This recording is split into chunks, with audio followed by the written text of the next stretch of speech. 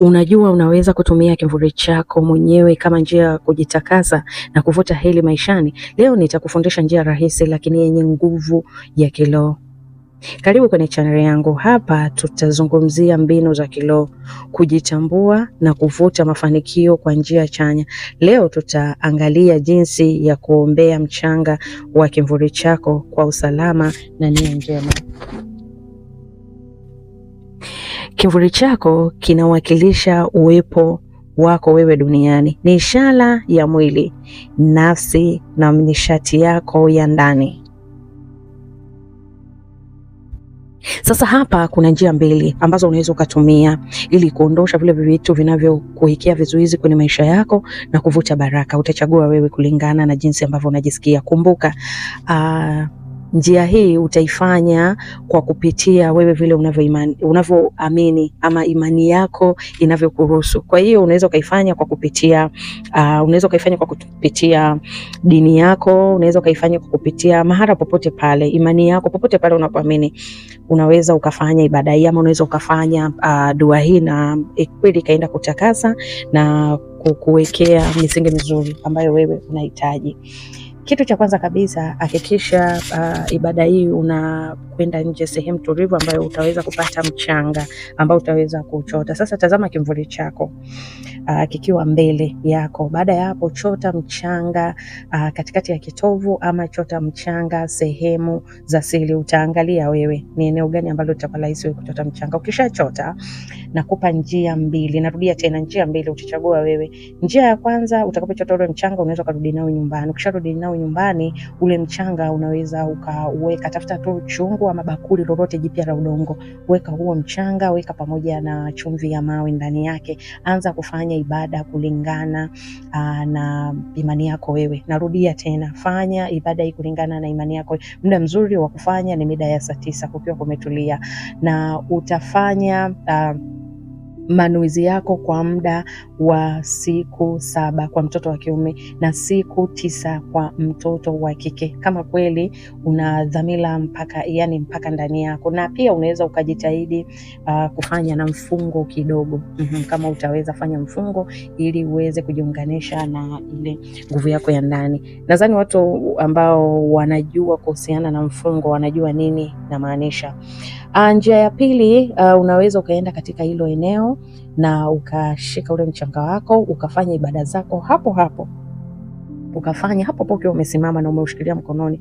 Fanya ibada zako hapo, maliza, ama fanya manuizi yako hapo, maliza, na huo mchanga utupa kwa nyuma. Yani tupa, ukishamaliza huo mchanga utupe kwa nyuma. Lakini ule mchanga pia ambao kama utakuwa umefanya hiyo ibada ya siku 9 ama 7 ukiwa nyumbani, utachukua hilo bakuli ulilotumia pamoja na huo mchanga ulioko ndani yako, pamoja na ile chumvi ambayo ulikuwa umeshaweka humo ndani, pamoja na maji. Maji unaweza kutumia ya kisima, unaweza kutumia maji ya mvua, unaweza kutumia maji ya bahari, unaweza kutumia maji ya ziwa. Ukikosa tumia maji tu yaliyolala ndani ya kutakasa huo mchanga wako.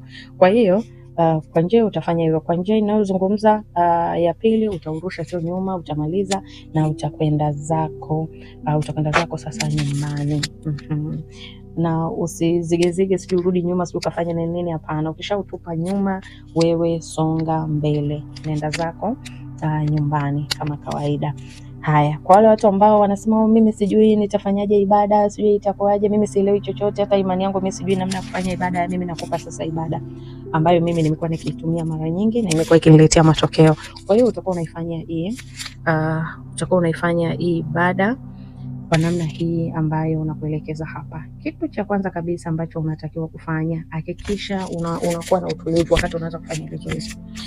Kuwa na utulivu, yani namaanisha kwamba hakikisha unavuta pumzi yako, unavuta nje, unaingiza ndani.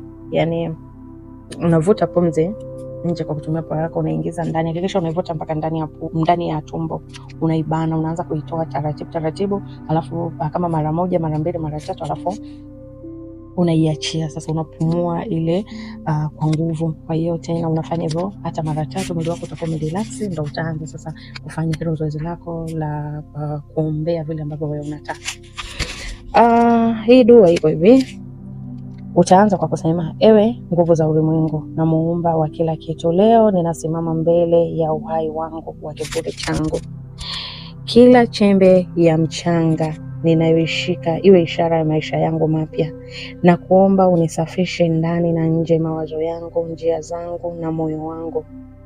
Ondoa katika maisha yangu yote yasiyonifaa, huzuni, mikosi, hofu, vizuizi vinavyoonekana. Naomba unifungulie milango ya heri, amani, mafanikio na mwanga wa maisha. Kivuli changu kiwe na ushuhuda wa ulinzi wako na uongozi wako juu yangu. Ninatembea katika mwanga, nidumu katika amani na nivute baraka katika kila hatua yangu, kwa sababu ndicho ambacho kinakuwa kinanifuata. Kwa hiyo kama kinavyonifuata basi na mafanikio yanifuate hivyo hivyo, baraka zinifuate hivyo hivyo, yani ambapo sitengani, basi sitengani nacho, nikawe na amani na niko utazidi kuongea vile ambavyo wewe unataka. Kwa hiyo itategemea pia una uhitaji wa nini. Inategemea pia una matatizo gani, inategemea pia ni njia gani ambayo unataka kufunga, kwa sababu sio kila mtu kuna watu ambao njia zao zote zimefunga, kuna watu ambao labda ni njia moja tu imefunga. Kwa hiyo unaweza kutumia kivuli chako kuvuta njia moja kama ni njia zote zimefunga, ama kuondosha vizuizi hivyo vingi labda ambavyo vinakutesa. Unajua kuna wengine unakuta kila kitu kiko sawa, labda biashara tu ndo haziko sawa, ama mlango wa kifedha ndo hauko sawa, ama mwingine kila kitu kiko sawa, labda tu upande wa familia hauko sawa, mwingine kila kitu kiko sawa, labda tu amani hamna na nini hivyo. Kwa hiyo unaweza ukaangalia wewe changamoto gani ambayo imekubana sana kwenye maisha yako.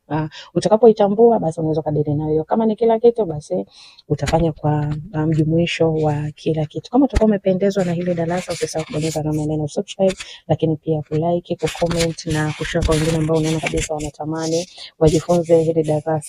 Na pia usiache kutuandikia chochote kuhusiana na kimvuli. Kwa hiyo kama unajua lolote kuhusiana na kimvuli, basi unaweza kutuandikia hapo chini ya comment ili na watu wengine waweze kujifunza.